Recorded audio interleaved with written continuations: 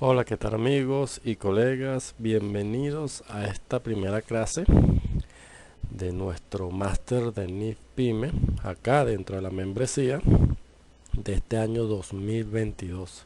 Espero que hayan pasado unas felices navidades y un año 2022 próspero para todos ustedes. Hoy vamos a hablar de la parte teórica de la sesión 7 de las NIF para PYME, que nos indica o nos habla de el estado de flujo de efectivo. Y este estado de flujo de efectivo es un estado importante que debemos analizar con mucho cuidado, puesto que su desarrollo y su implementación bajo norma internacional requiere unos pasos importantes y unos pasos que debemos seguir con rigurosidad. Pero empecemos entonces. Primeramente, esta sesión, como les comenté, nos habla del estado de flujo efectivo. Y acá en esta sesión habla de la información que se debe de incluir en el estado de flujo efectivo. Lógicamente, esa información está basada en el efectivo o el equivalente de efectivo.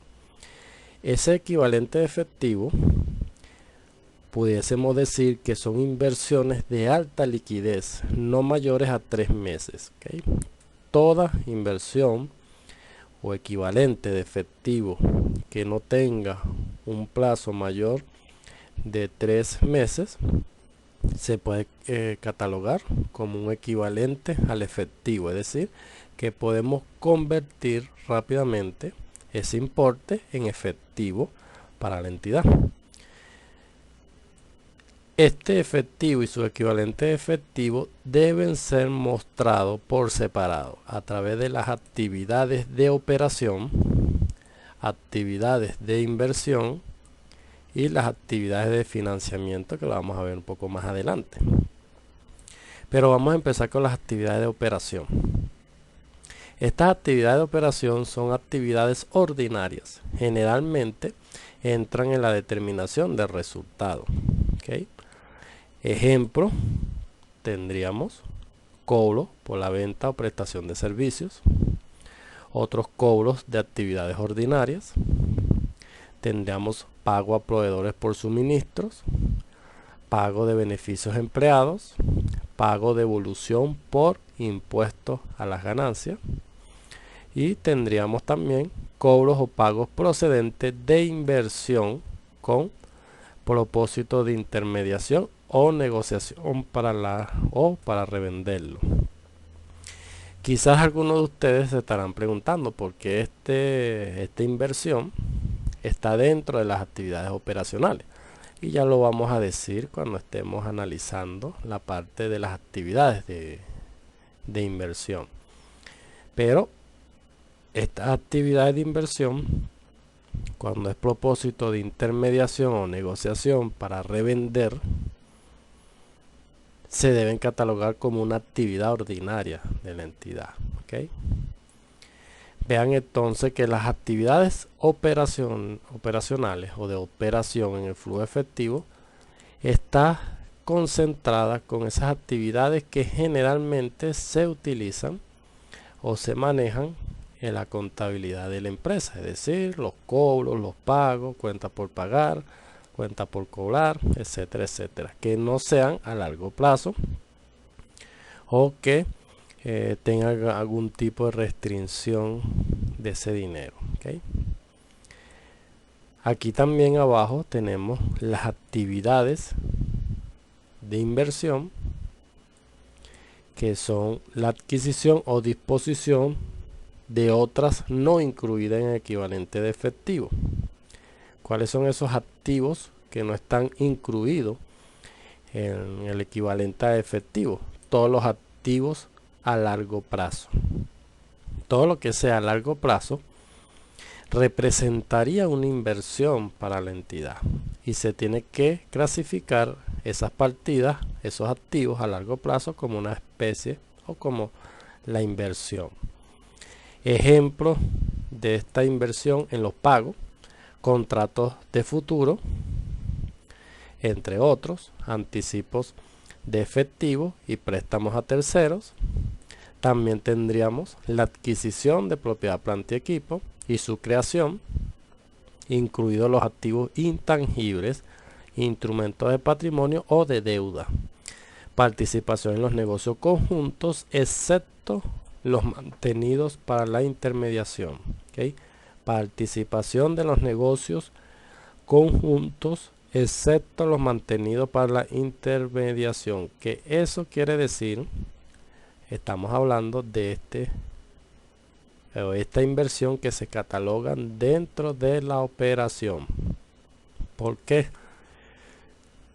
Porque son inversiones a corto plazo. ¿Okay? Yo compro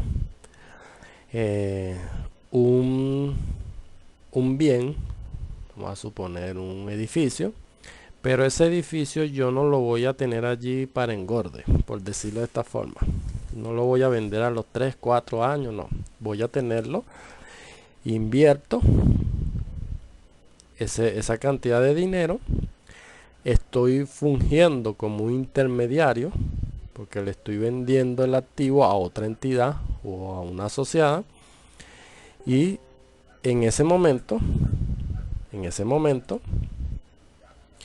al momento de vender ese activo, que no es una inversión para mí, sino es una inversión a corto plazo, porque me permite tener una rentabilidad, una actividad operacional rápida, un efectivo rápido, menor a 3 meses, y le estoy facilitando la intermediación a otra entidad. ¿Okay? Vean la diferencia de esto. ¿Okay?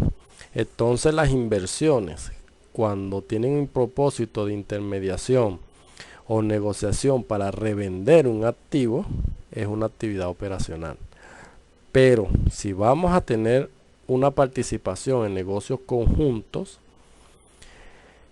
que nada tenga que ver con la intermediación, es decir, que yo voy a comprar un negocio, voy a tener un negocio conjunto con otra empresa, compramos un edificio y ese edificio lo vamos a dejar allí durante 2 o 3 o 4 años para rehabilitarlo y posteriormente al final vender ese activo y compartirnos los dividendos. Vean que estamos hablando de una información a futuro, una venta a futuro. Eso sí se debería de catalogar como una inversión o una actividad de inversión. ¿Ok? Esa es una de las grandes diferencias. Todo se basa en el ciclo que nosotros vamos a hacer esa inversión. En la parte de cobros, las actividades de inversión, tenemos las ventas de propiedad, planta y equipo, tenemos los activos intangibles y otros activos a largo plazo, instrumentos de patrimonio o deuda, negocios conjuntos, cobros procedentes de reembolso del anticipo y préstamos. ¿Okay? Y aquí en la parte de flujo efectivo nosotros tenemos que entender el axioma de la teoría de lo opuesto. Si yo adquiero una inversión, un instrumento de patrimonio para otra empresa, en otra empresa, yo estoy obteniendo o estoy logrando una inversión. Y la teoría del opuesto es aquella entidad que vendió ese instrumento de patrimonio, que para ello sería una actividad de financiamiento, porque va a recibir un dinero que le va a permitir financiar las actividades de la empresa. ¿Okay? Vean cómo funciona el flujo efectivo y la contabilidad. La partida doble, la teoría de lo opuesto, como le digo yo, que a toda registro, todo cargo tiene su abono, tiene una contrapartida. ¿Okay? O el principio de la partida doble. Entonces, estimados, vean que ya vimos las actividades de inversión, que son todas aquellas actividades de ciclo rápido, actividades de operación, perdón, que son todas aquellas actividades de ciclo rápido, de menores a 3 meses, y son las operaciones más comunes en la empresa. Las actividades de inversión, ya las vimos, adquisición o compra o venta de activos a largo plazo, instrumento de patrimonio y participación en negocios conjuntos, siempre y cuando no sean mantenidos para una intermediación, ¿ok? O revenderlos. Ahora bien, vamos a ver acá. Tenemos las actividades de financiamiento. Las actividades de financiamiento dan lugar a capitales aportados y préstamos tomados de una entidad. Ejemplo, los cobros procedentes de emisión de acciones y otros instrumentos de capital, obligaciones, préstamos, pagaré, bonos, hipoteca y otros préstamos a largo plazo son catalogados como actividades de financiamiento. Ejemplo de pagos a los propietarios por adquirir o rescatar acciones, deuda por arrendamiento financiero o el leasing y reembolso de efectivo tomados en préstamos. Entonces, estimados, si yo adquiero o contrato o logro un préstamo de $10,000 por 3 años a una tasa de interés X en un banco, esa obligación, ese préstamo a largo plazo sería catalogado como una actividad de inversión, de financiamiento, ¿okay? De financiamiento, ¿okay? Esos préstamos a largo plazo. Y si tengo un préstamo a corto plazo, 3 meses, un mes, esos créditos express que no sé si los estén dando ahorita actualmente, pero habían unos créditos express que te colocaban en 2 meses, ¿ok? 2 meses, 60 días, y ese préstamo que se tomaba en 2 meses o 3 meses no puede ser catalogado dentro de las actividades de financiamiento. Eso sería más una actividad de operación, una cuenta por pagar, ¿ok?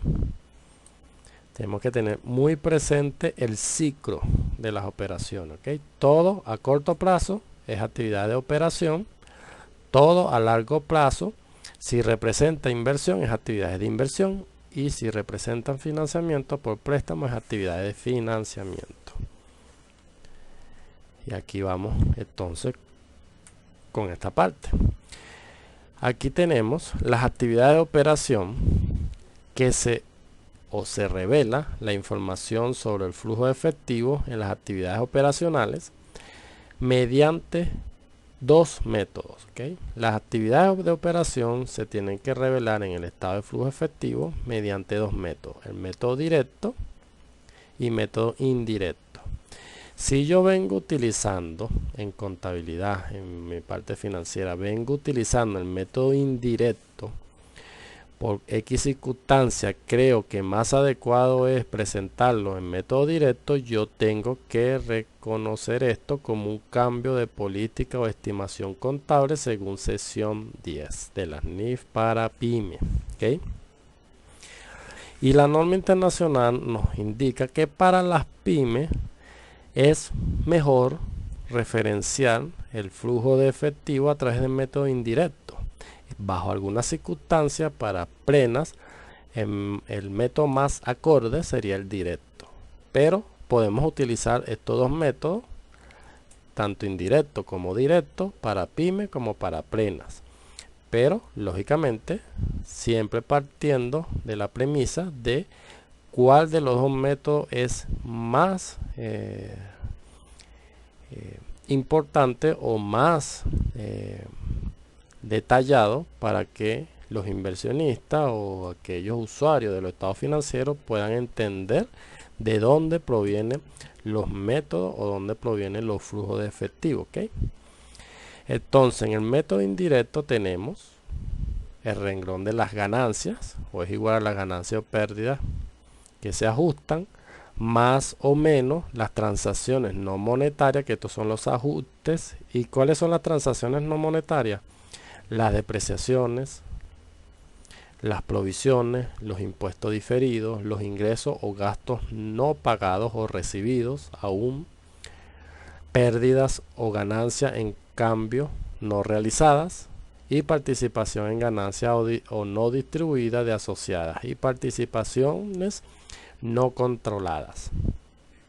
Estas son las partidas más importantes que se ajustan para determinar el flujo de efectivo en el método indirecto, ¿ok? Y si ustedes pueden observar, cada una de estas partidas representan en algunos casos gastos, pero que no existe una erogación del mismo, como la depreciación y las provisiones. Es una estimación de un gasto, más no existe una erogación del mismo, ¿okay? Entonces, como es una estimación, lógicamente se tiene que ajustar la ganancia, y eso lo vamos a ver el día de mañana cuando estemos analizando la clase práctica de flujo efectivo indirecto, método indirecto. Después viene de estas transacciones más o menos los cambios de inventario, que son las actividades de operación, que esos cambios de inventario son las cuentas por cobrar, la cuenta por pagar, etcétera, ¿okay? Y me va a dar igual al flujo de operación, el flujo de efectivo de operación. Y a partir de allí es que yo voy a colocar las actividades de financiamiento y las actividades de inversión. A partir de esto. Eso también lo vamos a ver en la parte práctica. Ahora bien, el método directo es un método que se revela los principales o las principales categorías de cobros y pagos en términos brutos. Es decir, en método indirecto colocamos las variaciones de las partidas, ¿okay? Tomamos la cuenta por cobrar, ejemplo, del año actual, menos la cuenta por cobrar del año anterior, tenemos una variación y esa más o menos se coloca en el flujo efectivo, dependiendo de la naturaleza. En este caso, el flujo de efectivo en método directo se tiene que catalogar o incorporar los valores brutos, tal cual como están en los libros, tal cual como están en el estado financiero, ¿ok? Y después que colocamos esos términos brutos, se pueden obtener registros contables. Se hacen los ajustes de las cuentas de venta, costo de venta y los ORI por ajustes provenientes a los inventarios, a las cuentas por cobrar, a las cuentas por pagar y otras partidas sin reflejo de efectivo, ¿ok? Aquí se ajustan esas partidas, como las he mencionado acá, son transacciones no monetarias, ¿ok? Que se tienen que ajustar acá dentro de flujo efectivo directo. Este flujo efectivo directo es un poco más complicado que el indirecto y eso lo vamos a ver pasado mañana. Vean acá. Ahora hay casos específicos en el flujo de efectivo, tanto indirecto como directo. El primer caso específico es la moneda extranjera. Se deben registrar a la moneda funcional. Las mismas deben ser registradas a la tasa de cambio de la fecha de transacción. Las pérdidas o ganancias, en cambio, no son flujos de efectivos. Y se registrará el efecto en cada tipo de actividad, ¿okay? Operación, financiamiento o inversión, dependiendo. Pero aquí tenemos que hablar algo sobre la moneda funcional, que dependiendo de cómo es la empresa, la entidad, puede ser que aquí en Venezuela existan empresas que dependan exclusivamente de los flujos de efectivo de una casa matriz. Y esa casa matriz envía para acá, para Venezuela, todos los dólares, el flujo efectivo, etcétera, las cuentas, etcétera. Y solo aquí la subsidiaria, cancela los tributos, los impuestos en bolívares, pero el 90% de las operaciones se hacen en la moneda de la casa matriz. Entonces, en estos casos, que no existen mucho en Venezuela, pero en estos casos la moneda funcional del país, de esa entidad, sería la misma moneda funcional de la casa matriz. Si la casa matriz está en Estados Unidos, sería el dólar. Si la casa matriz está en Europa, sería el euro, dependiendo el nivel o el grado de control que tenga la casa matriz con la subsidiaria. Si la subsidiaria no depende exclusivamente de la matriz, la moneda funcional de esa subsidiaria debe ser y tiene que ser la misma moneda de la casa matriz. Entonces el bolívar para esas entidades sería la moneda de presentación, no la moneda funcional. La moneda funcional sería el dólar, pero como en Venezuela, para este tipo de empresas que que cumplan con los criterios que ya le he mencionado, ese tipo de empresa, la moneda funcional será el dólar, pero en los registros contables acá en Venezuela tienen que ser en castellano y en bolívares. Bueno, esos registros contables, a pasarlo al bolívar, sería la moneda de presentación, no la moneda funcional. ¿Ok? Entonces los estados financieros tendrán que estar en dólares y en presentación en bolívares digitales, bolívares soberanos, como lo queramos llamar. ¿Ok? Eso también lo vamos a ver mucho más adelante cuando estemos viendo la variación y el tratamiento contable de las variaciones de las tasas de cambio. ¿Ok? Mucho más adelante en este curso. También tenemos un caso específico que son los intereses y dividendos. Se pueden presentar alternativamente en actividades de operación o donde corresponda, dependiendo del ciclo, ¿ok?, de esos intereses. Si son intereses a corto plazo, dividendos a corto plazo, se puede presentar en actividades operacionales. Si son dividendos o intereses a largo plazo, es decir, intereses de un préstamo de 3 años, se colocaría en actividad de financiamiento o donde le corresponda. ¿Ok? Los impuestos a las ganancias se presentan en actividades de operación. ¿Cuáles son todos esos impuestos a las ganancias? El impuesto sobre la renta, el impuesto a los grandes patrimonios, el impuesto a las grandes transacciones financieras, el SUMAM, todos los impuestos municipales, etcétera, etcétera. ¿Ok? Todo lo que indique impuestos a la ganancia se tendrá que clasificar como actividades de operación porque es un ciclo rápido. Ahora bien, otra información a revelar cuando el efectivo esté comprometido o no esté disponible para su uso. Puede ser que en alguna circunstancia tengamos una cuenta en dólares en Panamá, pero la cuenta está restringida por algún problema legal, alguna dificultad legal con algún accionista o la entidad. Entonces ese dinero se colocaría, ese saldo se tendría que revelar en el flujo de efectivo como un ajuste por dinero restringido, ¿ok?, y que no puede ser usado momentáneamente hasta que no sea suspendida la medida de restricción. Ejemplo, lo que le ha pasado a Venezuela o PDVSA, una empresa que ella maneja NIF plena. Ellos tienen cuentas en el extranjero que están siendo restringidas legalmente por las sanciones de Estados Unidos. Bueno, allí aplicaría ese criterio que le estoy mencionando actualmente. ¿Okay? Revelar en el flujo efectivo, en el ajuste, ese dinero que está totalmente comprometido o no disponible para su uso. Bueno, estimados y estimadas amigas y colegas, gracias por haber participado en esta clase del día de hoy de Máster de NIF para PYME. Nos vemos el día de mañana con la clase del flujo de efectivo, práctica de método indirecto. Espero que pasen una feliz noche y que tengan un venturoso día. Hasta luego, estimados.